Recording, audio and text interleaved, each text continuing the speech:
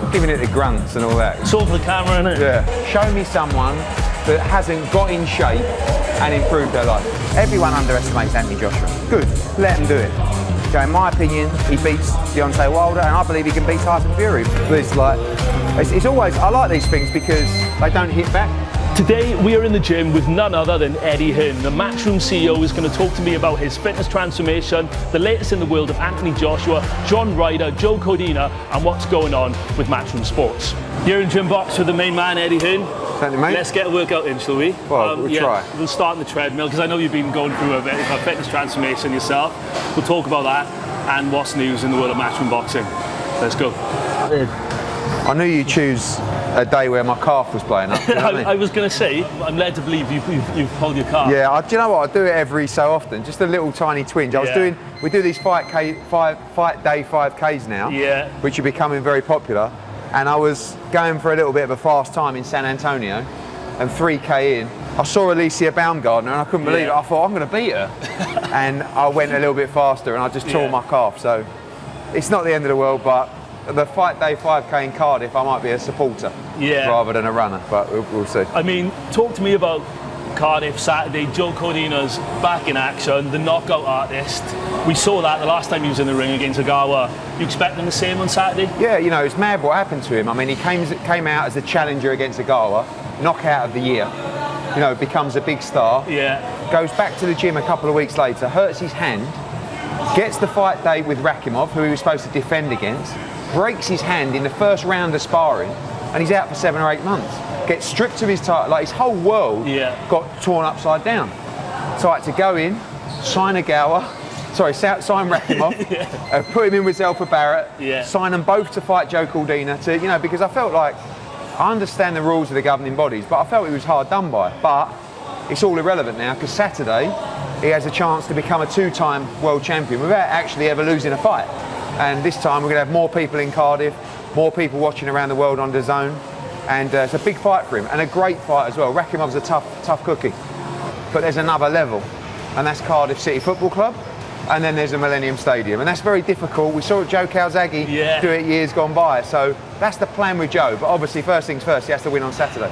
The atmosphere on Saturday is going to be electric, because I was watching that knockout against Agawa back on the Matchroom channels this week. I mean, it's hard not to. It was an amazing knockout, and the limbs in the crowd were just... Yeah, and obviously this Saturday, performance, you know, sometimes we have Stormzy, and you know this one better than me. This time we got David Ewan. Of course, that's a good pronunciation. Thank you. We did do that off camera first. But you know, and that kind of tribal song that's played football and rugby, he's going to be performing that. So I think it's 4 minutes long, but the whole place is going to be rocking the national anthem in the ring. It's going to be electric in there for Joe. And I love the fight because after he beat Agawa, I was so excited to see where he could go.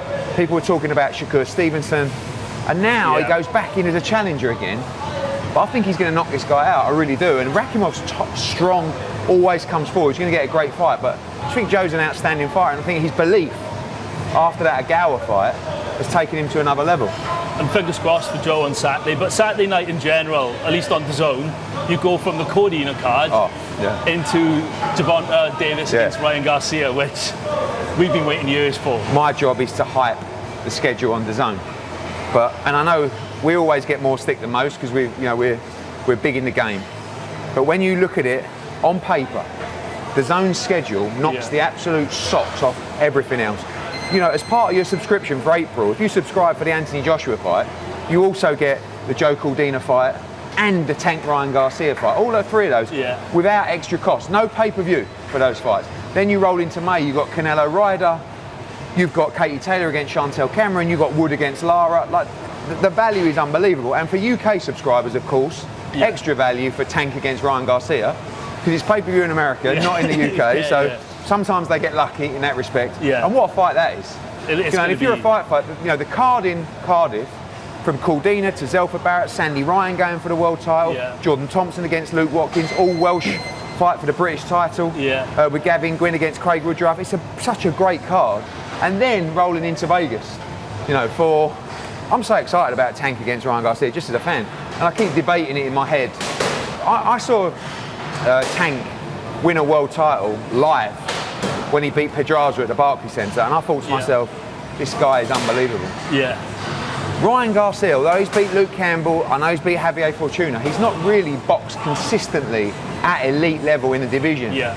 Whereas Tank has. So I started off very confident Tank wins this fight. But then I started speaking to people, you know, a bit of Eddie Reynoso, Canelo Alvarez, Shakur Stevenson was at one of my fights, Devin Haney, and they all give Ryan Garcia a great chance in this fight. And they know boxing better than me. So, look, he's tall, he's big at the weight, he punches very hard, but Tank's a beast. And I just feel that if Tank gets on the inside and hits him on the chin, I think the fight's over. If it's cagey early, it's very dangerous for Gervonta Davis. And Ryan's got his spite. But he's a very sharp puncher. You know, he hits very hard with a left hook. Yeah. But Gervonta's very clever, and my fear is that once he finds a way inside, he's going to knock him out. And I think Gervonta Davis wins this fight by stoppage between rounds 6 and 9. And the reason I give such a precise opinion is because if I'm right, I'll play this clip back time and time again and look like a genius. And if I'm wrong, please don't ever play this clip back. No, we won't. We definitely won't. I think that might be it for the warm-up. So we good. I'm knackered. Yeah. Do some chest press or shoulder press? Whatever. I don't mind. Let's do some shoulders then. Oh, are you sure? Fucking hell, he's picking up the big boys, isn't he? Don't like the size of them. Let's see what 22s is it? Let's have a look. Or do they look a lot heavier than they are? Jesus Christ.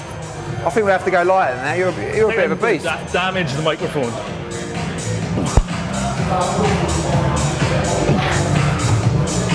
Fucking, he's a beast. You lift more in the presence of other people. Yeah, these would be better. Strong boy, you boy. Oh boy. The thing I like about these weights is they actually look a lot heavier than they are. Yeah. Tell me about your own fitness journey, because you're looking in great shape, and over the last 18 months you've turned into an athlete. Well, I don't know about that, but I just think that I was working so much and so hard that I just thought to myself, you're actually going to die unless you start getting fitter. I was too heavy, I was drinking too much. I'm never a massive drinker, but just away every week it shows. So like, you know, you're out having great big dinners and stuff like that. Lost 2.5 stone. And then Dillian White one day came up to me and said, you look at you, you're so skinny, and started pushing me around. So then I started working with a strength guy, and I've been working hard more on my strength because my arms are quite pathetic. See you just smashing out the heavier weights than me there, you know. Saw that. And yeah, just enjoying it, doing a lot on recovery now. I think a lot of I don't think it matters what you do. If you work on well-being, preparation, you're going to perform at a high level. So if I'm fitter, if I'm mentally more there, you know I'm going to perform better. And I've seen that in my own performance in terms of, you know, the amount that you have in the engine. Because at the end of the day, my biggest strength is my work rate. Yeah. And I know that if I can improve my work rate, I'm unbeatable. So that's really what I've been working on. And I start a lot of stuff. I do everyone's head in about cold baths. Yeah. I try and have one every day. You know, it's been a life changer for me in terms of focus, metabolism, recovery. Yeah. You know, and just spend more time now. Don't drink anymore, really at all. Yeah. And just really sound really boring. A lot of guys don't train because the excuse they give is, I'm too busy.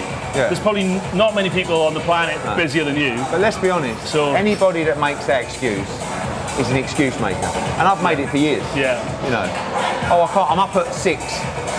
I'm up at 5:30, I can't do that. Wake up, get up at 4:30. You know what I mean?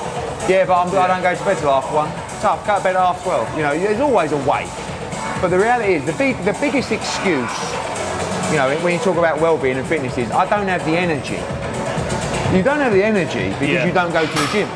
Do you know what I mean? You've got to build it up. Yeah, so what it's done for me is it's given me energy and it's helped my sleep and it's helped my performance. And like anything, you know, listen, every sports person wants to be as fit as they can to be the best. Yeah. That's the same in business. You know, now my requirements are 10 times more than they were 10 years ago. Yeah. So I've got to be 10 times fitter. I've got to work 10 times harder. So if I can stay in the gym a little bit, you know, for me, still, the hardest thing is food. Because at my age, as a middle, you know, middle-aged 40-year-old man plus, food is so much part of the diet, you know. Same for me as well. And I love food. No one loves food more than me, you know. So that's been the hardest part. But once you get on top of that, and everything gels into one. You get fitter, you eat better. Yeah. You get fitter, you look better. You look better, you feel better.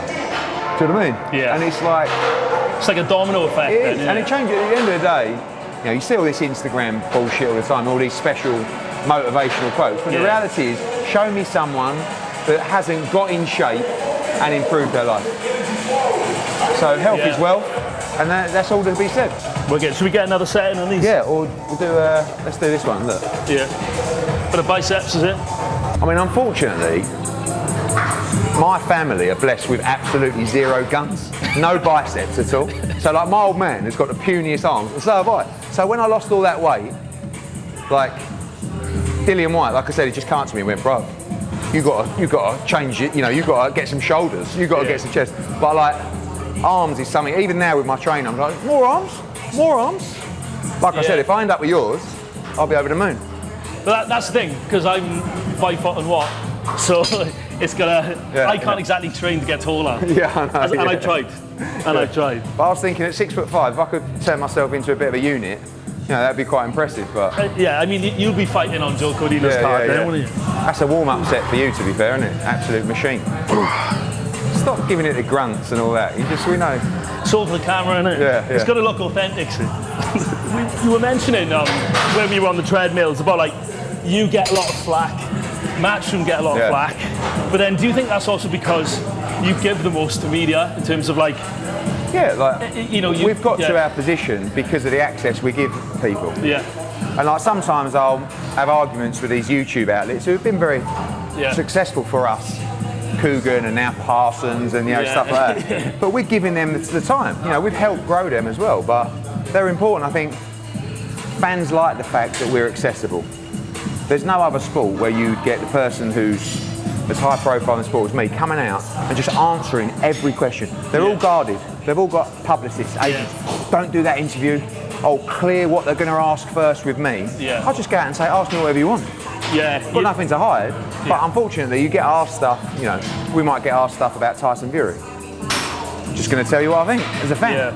Next thing is, why does he comment on Tyson Fury? He needs to keep his mouth shut. But listen, it's all part of the play, the theatre of boxing. And no sport is talked about more than boxing, other than Premier League football.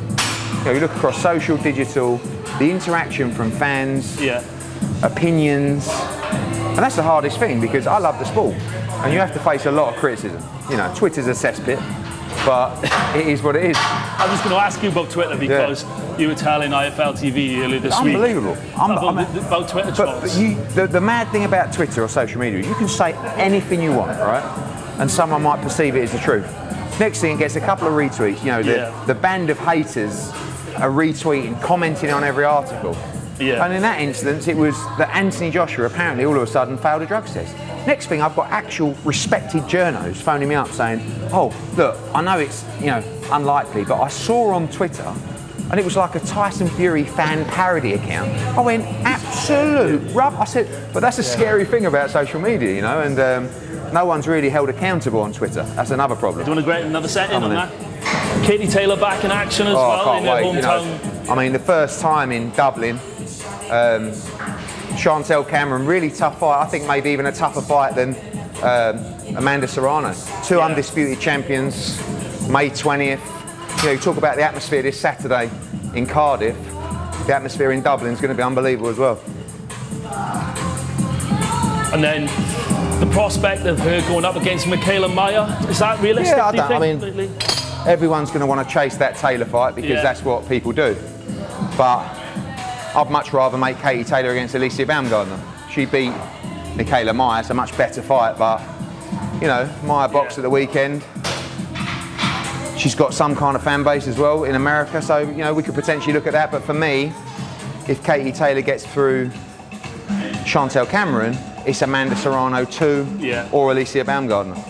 And McGregor offered to help you out with location on that one, which was interesting. We're talking to Connor at the moment about potentially sponsoring the show. Yeah. When I was over in Ireland with him, I got to sample the black forged Irish stout. Yeah. And I don't even like Guinness, and that was on another level. So fair play. The apple whiskey, the proper 12. Oh, yeah. So hopefully we can get those brands on board for May 20th, and you know, he was a character. You know, I met him over there and just come in like a whirlwind into the Black Forge. We had a couple of pints of the Irish stout, and he's genuinely passionate about Katie Taylor and boxing, and obviously how important she is to Ireland as well. What's he like off camera? Is he as kind of as brash and as totally mad? You know, it was like being in a Conor McGregor press conference. Do you know what I mean? And like, but full of energy and passion, and I love that. You know, comes authentic, in. Yeah, let me tell you, we want to help Katie. So good to have her back in Ireland, and yeah, there's always a degree of publicity, but he genuinely cares about the country, about the sport, about Katie Taylor. So hopefully we can get him on board. Spoke to John Ryder yesterday as well. He's in confident mood ahead of the Canelo fight. Yeah, I mean, it's a good time to fight Canelo Alvarez. Yeah. You know, he's coming off a 2022 where he lost to Dimitri Bivol, solid performance against Gennady Golovkin, and had his big operation on his wrist. But John Ryder is fighting Canelo Alvarez in front of 60,000 people in Guadalajara, which is going to be, I mean, we talk about atmospheres, we just talked about Cardiff and Dublin. Wait till you see Guadalajara, you know, on May the 6th. But John's up for it. He's got absolutely nothing to, you know, he's earned this shot. Yeah. He's a mandatory challenger, and he's going to give it everything. And you know, he'll put it on Canelo Alvarez. It'll be a great fight. He's not a hold back, because I was speaking to him yesterday and saying that, well, we saw Canelo fight, even in Texas, Canelo's got 70,000 people backing him, and in Guadalajara it's going to be something else. But I think it's going to suit John Ryder to actually go against the grain, have that underdog But he'll factor. have to fight in a specific way. He'll have to get on his chest. He'll have to take the fight to him, which is going to give us a great fight. He can't sit on the back foot and try and box Canelo Alvarez. He's got to make it rough. He's got to hope that maybe the hands not 100%, or after 5 or 6 rounds, you know, maybe the confidence isn't quite there. Maybe the pressures of fighting in Guadalajara, I don't know. He's going to need some help because he's fighting one of the greatest fighters of all time. But what a shot for John Ryder and for British boxing. Massive couple of weeks. Do you think you could bench press more than Simon Jordan? Do you know what? I'm the worst bench presser in the world. So probably not. Yeah, I don't know. What's your favourite muscle group to train, favourite exercise? Do you know what I do is, I was saying this the other day on a shoot, because I never know when I'm going to be able to train. Yeah. Rather than focus on specific muscle groups, do you want me to put that down a bit for you? Oh, you're right. We do every session, we try and cover them all.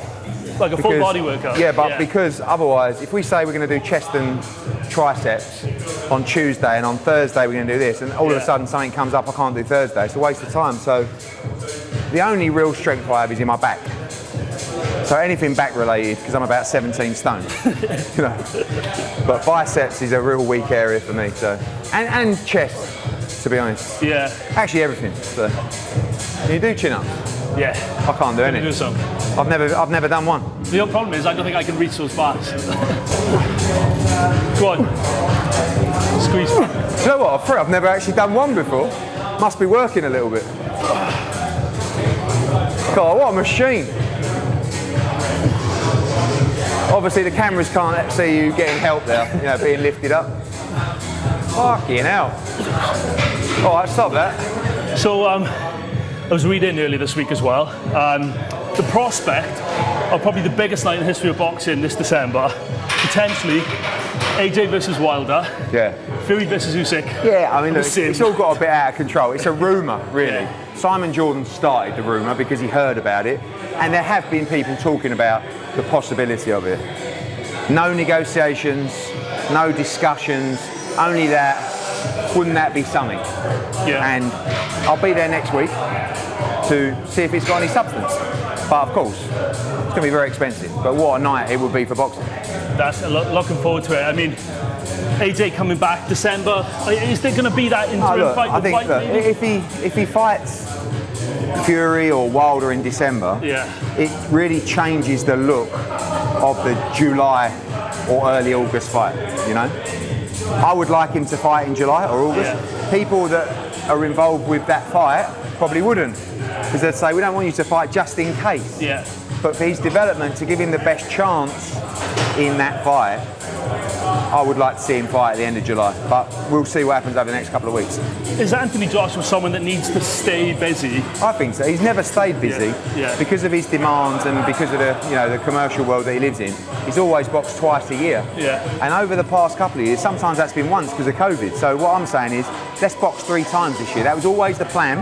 Now the plan wasn't, we didn't know about this possibility in December, so we have to look at that first. But if it was up to me, I would quite like to see him fight in July, and I think there's a good chance that will happen, but we'll have to see. The Wilder fight would be massive. Do you think AJ actually would go into that underestimated, because he tends to do better against guys who are a similar size and stature to him? Yeah, and that's why the Jermaine Franklin fight was tough, because much smaller guy, with good movement. He needs a big heavyweight in front of him.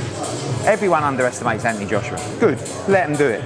In my opinion, he beats Deontay Wilder, and I believe he can beat Tyson Fury, but I would like to see another fight under Derek James, just to cement that relationship and make those improvements. People seem to, at least from my opinion as a boxing fan, hold AJ to a different standard like they would Fury, for instance. And it's like...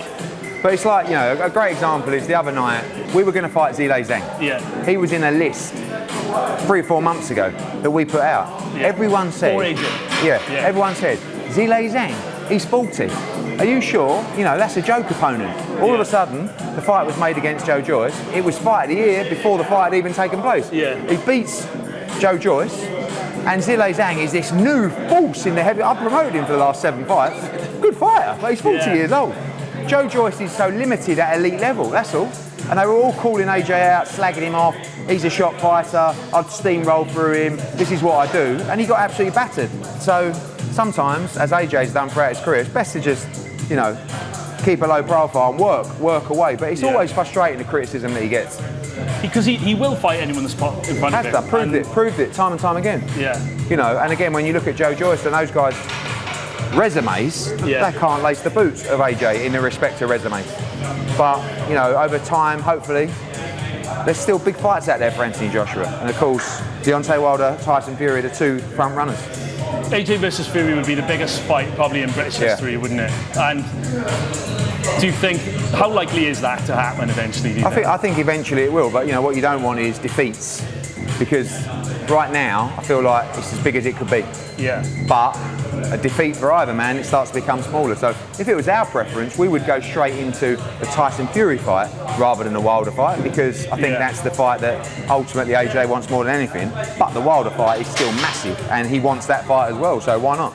Going back to your own fitness as well, you've taken us through your workout routine, but what do you eat on a daily basis now? Well, since I've been doing a bit more weights, they've encouraged me to eat more, which is one of the greatest things I ever heard. But unfortunately, I'm not always eating the right stuff. So I'm trying now. I think breakfast is a really interesting argument. For me, for a long time, I never had breakfast. Just had a coffee in the morning. And then your trainer will say to you, well, you're mad, you have to have breakfast in the morning. So a little bit of scrambled eggs, smoked salmon, avocado, my go-to. And then lunch, really, just trying to really focus the carbohydrates around my work. Not my work in the office, but the work in the gym. Yeah. So if I have a run or I do something, eat your carbohydrates around that time. Every other, they're telling me to eat 200 to 250 grams of protein a day. I mean, how do you do that other than walk around with about 8 chickens? So the food for me is work in progress. I really need someone to follow me around saying, eat that now. Yeah. Because otherwise I go in these shops and I'm just like, I get on the plane. Next thing, I've had 4 bread rolls, 3 starters, 2 pastas, and of course then they bring the ice cream. Game over. You can't turn it down. No. I mean, I live in South London, Tooting, where it's got the best Indian restaurants on earth. So I'm just I'm constantly fighting a battle between lifting weights and eating too much food. It's a difficult one to kind of, where do you draw the balance? But I love food, and it gives me a lot of enjoyment. And I think, let's be honest, I'm never going to walk around winning Miss Universe competitions. Well, come back to me in a couple of years. But I love eating. Yeah. So if I can get the balance right between staying fit, having an engine, looking good and feeling good, but also eating the things that I want to eat, fantastic. But I do feel like, especially as you get older, food is, how old are you now? 30. Mate, you're a baby, 30. I'm 44 this year. And as you get older, the food, it plays such a bigger part But knocking the booze on the head's been fantastic for me. Just even in like, you know, I used to go out when I was not your age, similar to your age, and just go out 3 or 4 nights on the spin. Yeah. No problem. Then all of a sudden you wake up, it takes you 3 days to recover from a night out. And I can't afford to do that. So in the end, it wasn't just, let's just have 5 or 6. It was like, let's have none or 1. And after a while, actually, you realise that, you know, there's other ways to enjoy yourself. If you want to be at the top of what you do, you have to make sacrifices. Now, most people will look at that as sportsmen. If you're an athlete, if you're a fighter, you can't do those things. It's the same if you want to be the top of whatever you do. In my case, a promoter or a businessman. I can't perform at the highest levels if I've got a hangover and feel like shit. And eat a load of shit, put on weight, get tired, you know. I'm preparing myself to go for as long as I can. And at the end of the day, also, with the stress of everything, with the workload, I'll just die. You know what I mean? I mean, you know, that's not where you want to be. So, for me, health is really taking a big priority in my life. And it's just given me that lease of life. People always say to me, how'd you do it? You just got on a plane to LA, then you flew to Mexico for a show, then you're back in Cardiff, then you're going to Saudi Arabia, then you're going to Guadalajara. And the reason I do it is because of that reason. You know, and when I wasn't in shape and when I was overweight and when I was drinking, it was knocking the bollocks out of me. So, you know, we'll see. Did you have much of a amateur like boxing career yourself? No, they always take mick at me. I had like 3 or 4 fights, but just gym bouts. So before you get carded, you'd weigh in, all the clubs would go to a local club, you'd weigh in and you'd just fight someone who was ever the same weight as you. And the problem was I was like 6'1", like that back then. It was quite funny because in a Kugan Cassius interview, I told a story about this kid I boxed from Newham. He was called Francis, and he was about your size, a bit shorter than you, but he was like, you know. And I remember when we weighed in, they said to me, Eddie, just to let you know, that's your opponent over there, this kid called Francis. And I ran straight over to my old man. I went, hey, you're not going to believe it, I've got the short kid. And he absolutely battered me. And recently, we did a Zoom with this kid, Francis. Did he? Yeah, and this was, I'm talking 30 years ago. Do you know what I mean? So yeah, it was good. I think that, you know, growing up around Naz and Eubank and all those guys, as a 12, 13, 14-year-old, you think you can fight. Yeah. And I did think I could fight. I was absolutely useless. But I had all the gear. But, you know, boxing's not, you know, I was lucky to have, you know, I was made to work hard at all times, but I had a privileged upbringing, and it's just not the upbringing to build you as a fighter. But being around boxing gave me a lot of the attributes that I have today. You know, hard work, discipline, respect, manners. That's why I'm so vocal about it for kids now. You know, I say to my 2 daughters, one of them goes to boxing, that they live in a world, they've got everything, you know, and it doesn't matter really. Most families now, it doesn't matter what you have, you try and give your child everything, every kind of opportunity. But ultimately, what kids these days are lacking is discipline, respect, manners, hard work, physical health, mental health, and boxing covers all of that. You know, and being in the gym from, I don't know, 11 to 15 really built that for me, because I was a bit of a sport kid really, as you know, my old man was Barry Hearn, and I didn't mind telling people, but being part of boxing, just it keeps you grounded, keeps you humble, and you know, that was a big part of my upbringing. How important are boxing clubs to combat the rise in knife crime across the UK? I just feel these kids are lost. You know, I think we live in an Instagram and social media world where everything looks achievable in a certain way. It doesn't matter if you want to do things right, if you want to do things straight, the only way it's achievable is by hard work, consistency, and dedicating yourself to a craft. Now, if you want to cheat, if you want to end up in prison, if you want to end up dead, there's loads of other ways to get money, all of which will end the wrong way for you. But the problem is now, the perception is, I need that car, I need those trainers, I need that hoodie, and I need money. And there aren't enough opportunities for young kids from those backgrounds, from those communities, to say, show me a path. So boxing can help, sport can help, but we still need to show them the path. You can take a kid down a boxing gym, you can change his mentality, you can make him a better person, but you still need to give him an opportunity. You know, and that opportunity comes through jobs, you know, through being part of a community, a family, you know, training schemes, all that kind of stuff. Because otherwise the kid on the street says, no. Well, you imagine, you know, being from that background right now. Show me a way out. Oh, come to the boxing gym. Oh, I'll do that, but where do I go from there? Now that could give you the mindset to go on and achieve. But the easy option, the cheat option, is to say, I'm going to join this gang, we're going to do this, we're going to get up to no good, we're going to carry knives, and then your life just goes off a cliff. Because that don't end in any type of way. Might live well for 6 months or a year, but you're living a lie, and ultimately you're going to end up in prison, or you're going to end up dead. And that's no life to lead. So that's why we need to take kids into sport, give them positivity, but the government still need to show them a path. You can't just go in and get someone to hit a bag, feel good about themselves. They have to have a plan and a strategy. But feel good in here, feel good about yourself, carry the best attributes in life, discipline, manners, respect, all that kind of thing. You're going to improve as a person, and you're going to strive to achieve the right way. That's the problem with a lot of inner city stuff we've seen in London. I think that the rise in gang crime in London is linked to, well, after the Second World War, there were loads of jobs for people in inner city London, and now a lot of industries are closed. So for the youngsters that grow up on council estates, what is there? Yeah. Not everyone has the drive and determination. But it's also the sense of a belonging. Being part of a gang is because a lot of these kids don't have guidance, they don't have families, and they want to feel that comfort, that being part of something. You also get that in a boxing gym.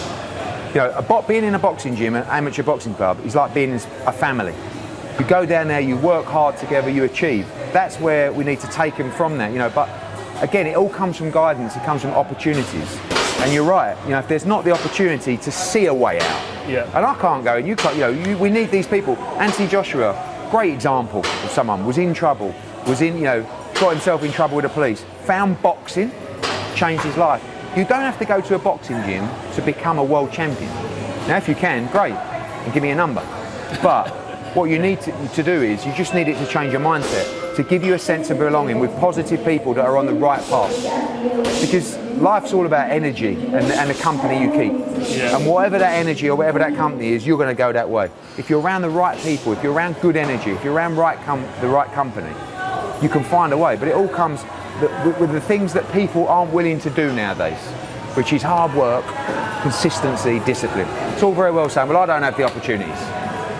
What are you going to do about it? You've got to find an opportunity, and that comes from living right, being consistent, and that's what boxing gyms can do. Okay, do you want to show us your best combo on this? I don't know, it's always, I like these things because they don't hit back.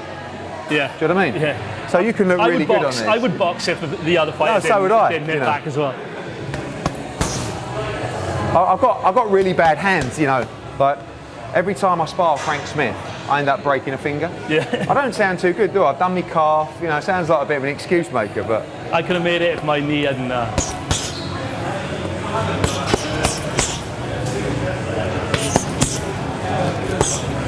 I mean, if they never hit back, I definitely could have been a world champion. Do you know what I mean? Oh, my God, is it? Fucking rubbish. I might have found something I'm better than you at. Yeah, I think so. Chin-ups, no chance. But boxing, definitely. It's been good to have you down anyway. And you, mate? Yeah, absolute pleasure. All the best for Saturday with Joe. Yeah, fingers crossed. It's a big few weeks coming up. I mean, as we said, just off the back of AJ, but... Yeah.